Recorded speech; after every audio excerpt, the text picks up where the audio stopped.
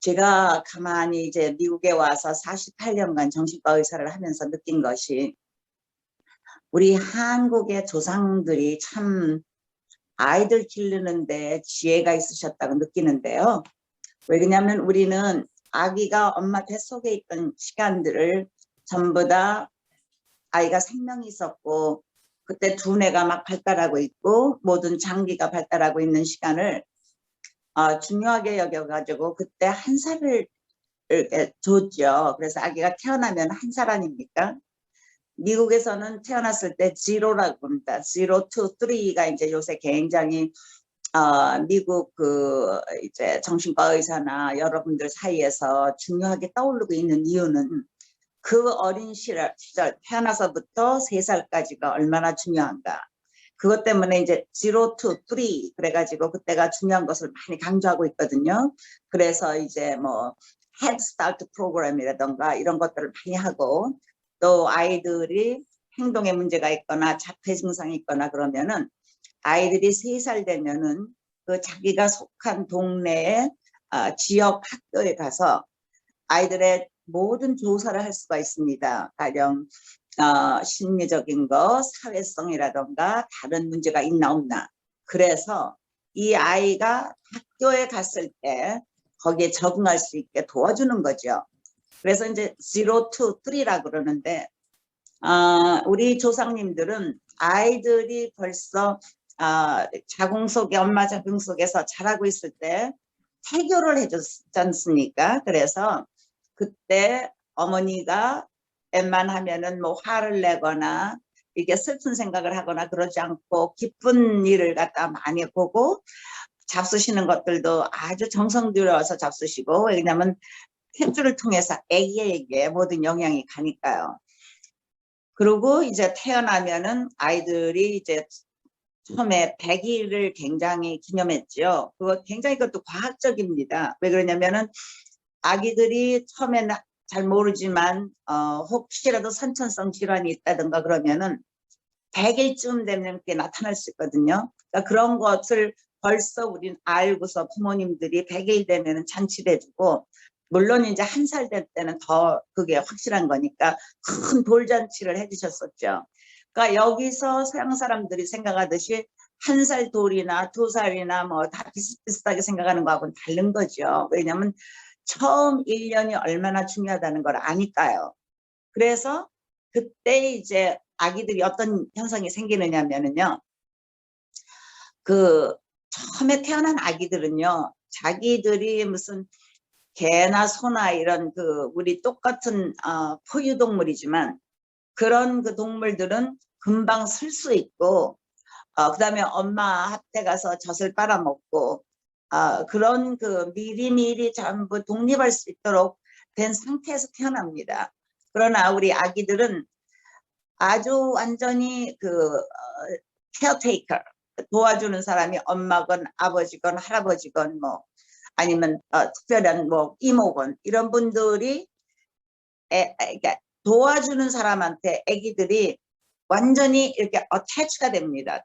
정서적으로 그다음에 완전히 기대고 그분들이 이제 기저귀도 갈아주고 배고플 때는 먹을 것도 주고 재워주고 이러면서 아이가 야, 이 세상은 참 살만하구나 라고 느끼고 이제 사람과 세계를 믿을 수 있는 트러스트 할 수 있는 그런 마음의 자세를 갖게 되지요. 그래서 한 9개월이라면은 적어도 아기가 자기를 돌봐주는 사람하고 감정적으로나 이렇게 해서 이렇게 어태치가 돼가지고 그 이제 그걸 갖다 이제 우리 한국 뭐로 번역할 때는 애착이 생긴다고 그러죠. attachment라는 게 이제 애착이 되는데 그때는 아기가 그때까지는요. 내가 엄마고 엄마가 나고 그건 나는 세계에서 나 혼자가 아주 유아독전입니다. 그때는 전부 자기가 중심입니다. 그래서 내가 배고프면 세상이 다 배고픈 거고요. 내가 졸리고 싶을 때는 다 자야 되고 그러다가 1살 반 정도 또는 2살까지 사이에 어떤 일이 생기냐면은 아기가 나는 나고 엄마는 엄마다 아니면 나는 나고 할머니는 할머니다. 그래서 자신과 개체를 분리할 수 있는 능력이 생깁니다. 그런 것이 이제 정상적으로 아기들이 발전해 나가는 과정이거든요.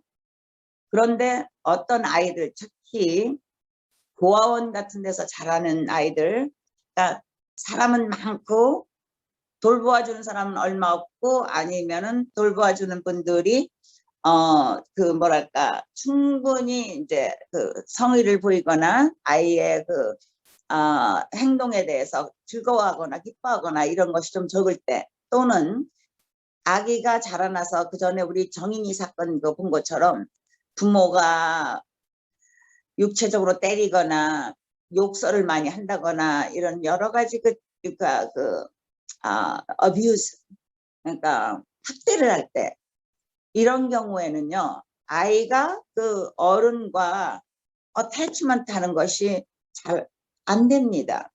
그래서 대개 5살 이하에서 이런 아이들이, 그러니까 자기가 애들은 고통을 당하거나 힘들 때, 아프거나 그럴 때는 부모한테, 그러니까 부모가 아니면은 그 케어테이커한테, 도와주는 사람한테 가서 이렇게 품에 안기고 내가 정서적으로 안정을 취하려고 그러는데, 이런 아이들은 그런 걸 못합니다. 그리고 이제 참지도 않고, 또 어른이 해주려고 해도 잘 받아들이지도 않고요. 이런 장애를 reactive attachment disorder, 그러니까 반응성 애착 장애라고 부르는데요. 솔직히 말해서 저는 48년간 정신과 의사 하면서 이런 아이를 잘 본 적이 없습니다. 그래서 이제 이런 아이들이 제가 이제 본 경우는 루마니아에서 어떤 여기 미국인 백인 변호사가 여자아이 둘을 갖다가 이제 양녀로 해서 데리고 온 적이 있었어요.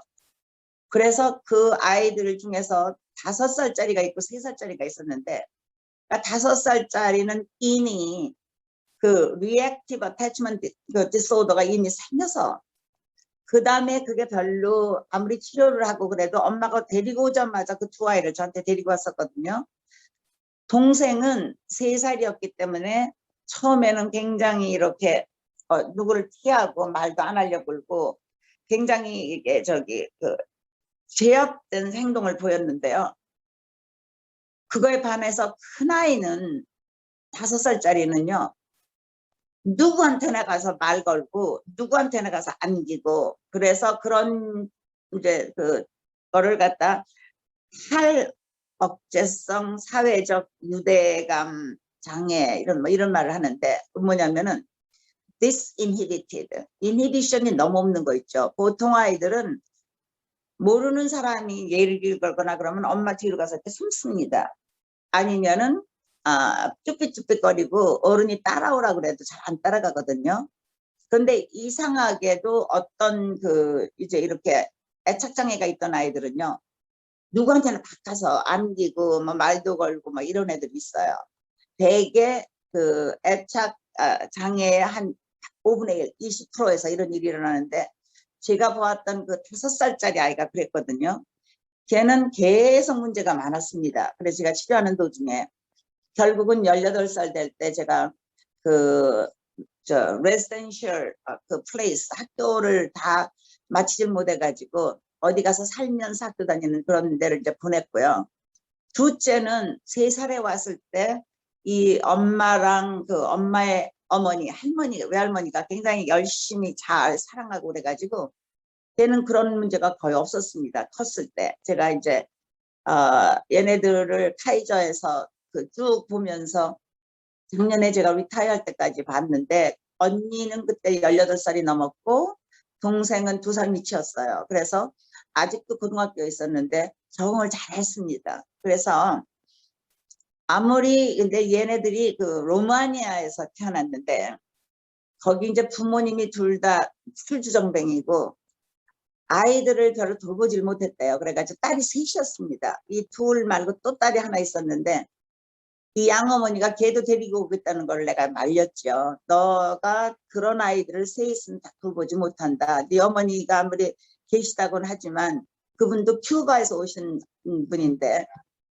너무나 그 보호하는 이렇게 하는 사람을 너무 힘들게 하면은 다른 아이들 둘한테 영향이 되니까 그래서 제가 그걸 말려가지고는 안 했는데요.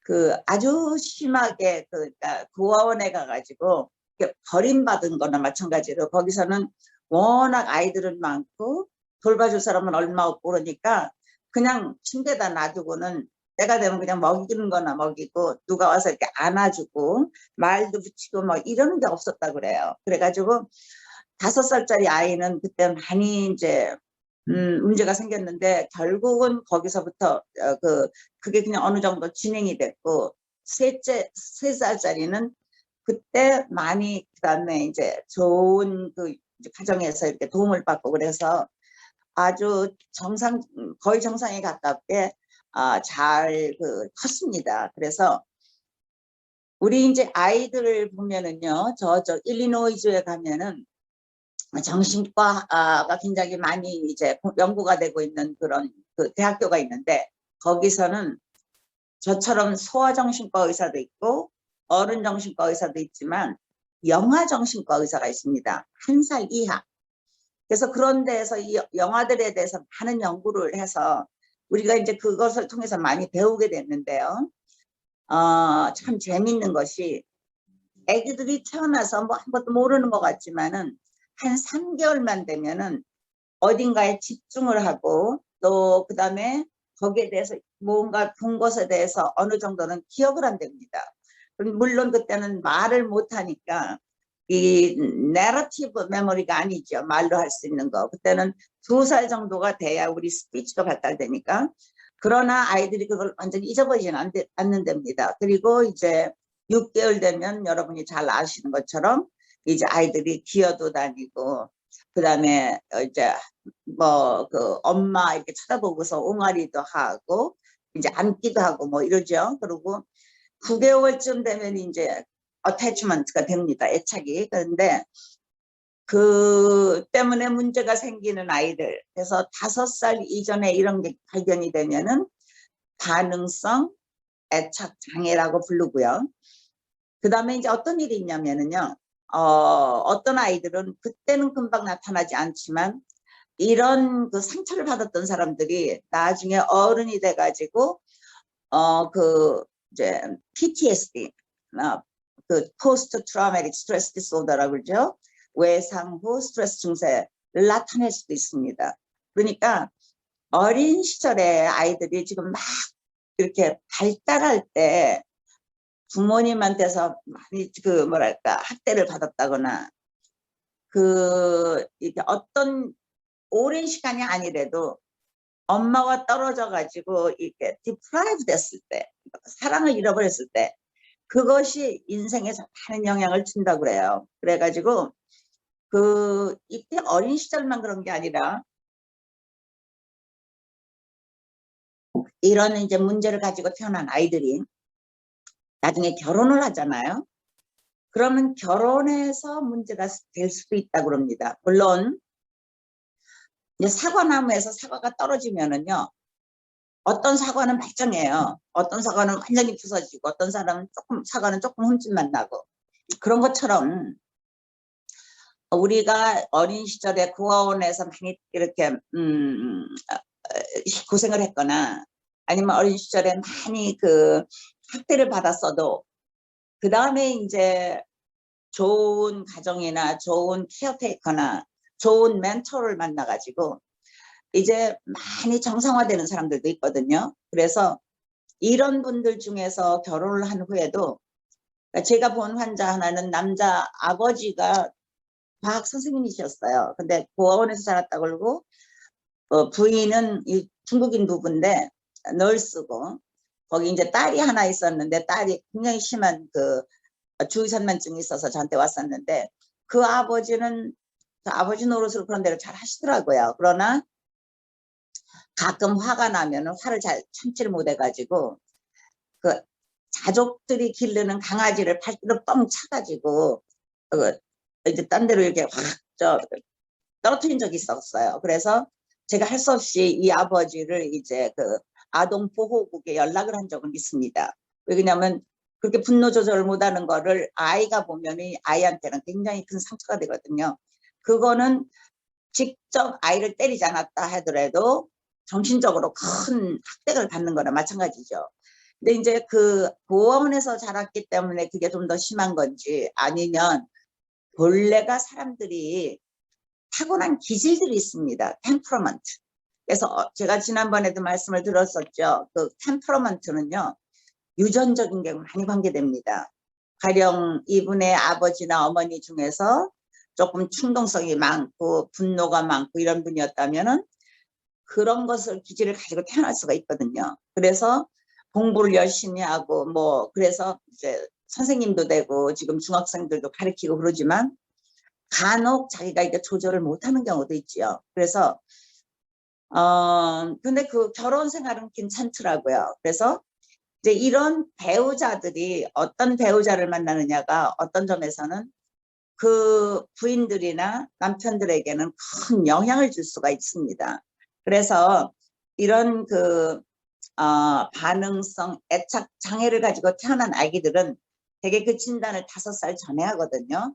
근데 우리 이제 여기 그 오신 여러분들 그런 제 생각에는 아이들이 뭐 그런 문제가 있으라고 저는 별로 생각을 안 합니다. 왜 그러냐면은 벌써 애들에 대해서 관심이 많으신 분들이니까 여기 이제 줌 렉처에도 오셨던 거고 그런 분들은 이제 아이가 다른 문제가 있어가지고 관심이 있으실지를 모르지만은 반응성 애착장애는 저는 그렇게 한국 사람들 사이에서 많이 본 적이 없습니다. 물론 이제 한국에 고아원을 간다든가 아니면 그 정인이 사건처럼 어떤 뭐 소시오패틱한 그런 그 부모를 만난 애들 중에서는 커서 문제가 될 수가 있겠지만 이 미국에서 제가 여태까지 카이저에서 본 사람들 중에서는 그런 게 별로 없었습니다.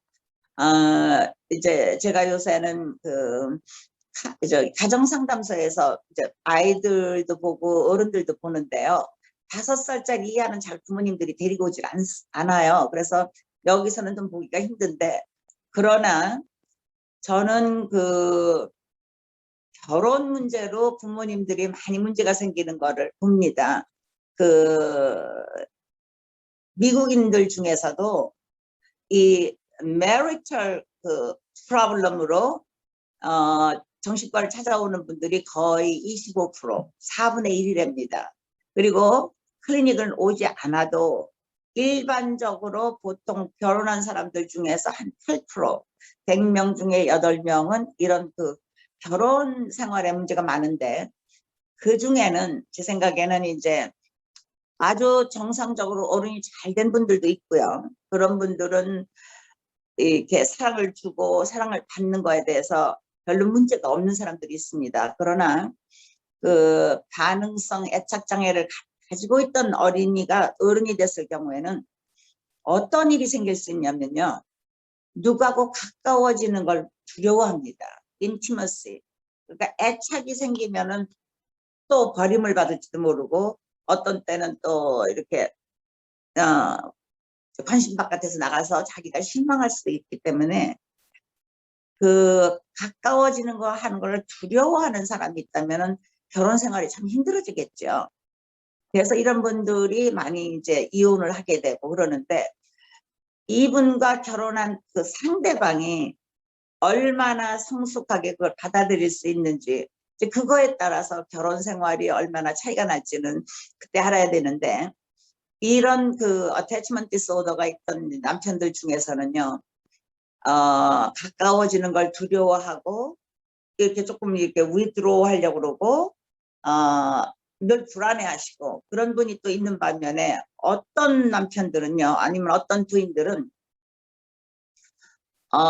그 가까워지는 걸 별로 두려워는 않았네요. 그런데 이분들은 자기 혼자서 self-reliant 내가 모든 것을 해결할 수 있다고 믿어가지고 별로 이렇게 정을 두지도 않고 받을 생각도 안 하고 자기 자신을 독립시켜서 모든 것을 내가 해결할 수 있게 만드는 그런 사람도 있습니다.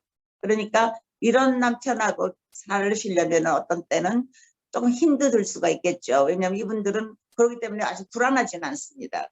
그리고 버림받을까봐 왜 저기 걱정을 안 해도 되고 자기 자신을 완전히 self sufficient 자신이 만족하도록 이렇게 만드는데 이 사람들은 중점을 두니까요.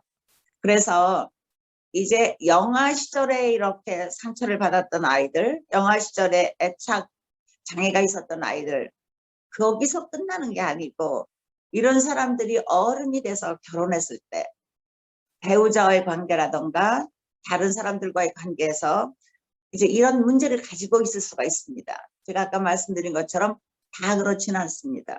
왜 그러냐면은 어떤 사람들은 또 그런대로 자기가 주위의 영향을 받고 자기가 열심히 노력하고 이러면서 정상적으로 결혼 생활을 아주 잘 유지하는 사람들도 많거든요. 제가 아까 한 사람 이제 그 선생님 이제 예는 들었지만은 물론 그분도 어느 정도의 문제는 있지만 그런 대로 잘 적응해서 사시고 있습니다.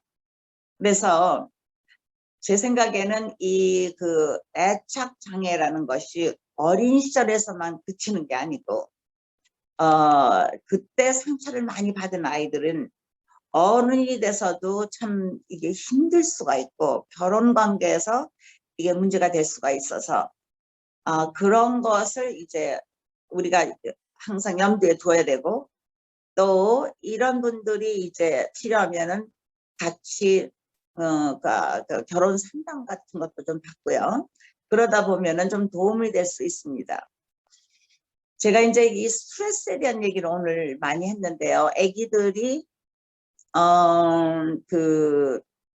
엄마나 아버지한테서 버림을 받았다던가 많이 학대를 받았다던가 그러면은 이제 이런 것이 어떤 일이 두뇌에서 일어나는가 하는 거를 이제 연구하는 학자들은 처음부터 사람을 이용해서 하기는 힘들거든요. 왜냐하면 그건 오랜 세월을 두고 봐야 되고 그러니까 되게 많이 이제 이런 정신적인 것에서 연구할 때 많이 이용하는 동물들이 쥐나 원숭이들을 많이 씁니다. 그래서 이제 쥐 같은 경우는요, 어큐트 스트레스를 주면은, 가령 예를 들면은 쥐를 갖다가 이제 일렉트릭 샥을 좀 줍니다. 그러면 그 굉장한 스트레스 아닙니까?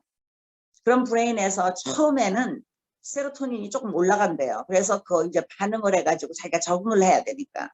그런데 이거를 이제 쥐를 갖다 완전히 가둬놓고 그다음 이걸 계속 샥을 주거나 그러면은 오랜 기간을 주면은요. 그럴 때는 그다음엔 쥐들이 그다음엔 완전히 기부업을 하는 거죠. 그래가지고 도망가려는 생각도 안 하고 처음에는 막 도망가려고 노력을 하는데 그리고 이 쥐들이나 동물들도 자기 자신을 갖다 이렇게 털도 다듬고 이제 치장을 하려고 그러는 게 그루밍을 하는데 그걸 안 한대요. 완전히 기부업 해버리고. 그래서 학자들은 이런 것을 learned helpless라는 거는 완전히 자기가 완전히 희망을 상실한 상태죠. 그래서 어떤 점에서는 이건 배워서 한 거 아닙니까? 이제는 이제 아무리 해도 나는 희망이 없다. 그래서 이런 learned helpless 스테이에 빠지면은 그게 이제 우울증으로 가는 거죠. 그럴 때 항우울제를 준대요, 쥐한테. 그랬더니 그 다음에 다시 팔팔하게 이제 도망가려고 그러고 자기가 이렇게 이제 그루밍도 하고 그래서 이게 이제 엔타이디프레센트가 일을 이렇게 하는 것이 이제 여기서 이제 증명이 된 거죠. 그래서 제가 오늘 말씀드리고 싶은 거는 아기들이 우리 여기 오신 부모님에게는 해당이 안 될지도 모르고 제가 보기에는 이제 한국에서 전쟁 동안에 영아들이 이렇게 버려져 있다가 여기 군인들이 데리고 와가지고 입양해가지고 여기서 자라가지고 뭐 세니터도 되고 오레곤의 세니터가 됐던 신 의원이라고 있죠. 그리고 많은 입양아들이 여기서 잘 되는 이유는 비록 부모님이 뭐 아직도 1살 전인 아이들을 갖다 구원에 갖다 맡겼다 하더라도 이 아이는 이미 어태치먼트를 갖다 경험했던 애들이기 때문에 그 다음에 상대가 바뀌어도 그거를 계속할 수가 있는 거죠. 그 믿음을. 영국의 아니 불란서의 한 19세기의 유명한 정신과 의사가 조한 보울비, B-O-W-L-B-Y, 보울비라는 의사가 있었습니다. 그분이 이 처음에 이 리액티브 어태치먼트에 대해서 많이 연구를 하신 분인데요. 그분이 어떤 일을 한 적이 있냐면은 처음에 이제 이제 불란서에서 큰 범죄를 진 여자 죄수들이 이미 임신한 상태에서 이제 감옥에 들어오면 거기서 애를 낳을 거 아닙니까? 그래서 애를 낳는다면은 애를 잘 젖도 주고 그 먼지 많고 더럽고 지저분한 그런 감방이지만 애기들이 그냥 무럭무럭 잘 크더랍니다. 이런 그 엄마들한테서 태어난 아기들이. 그런데 이제 우리가 이 아이들도 휴머니스트인데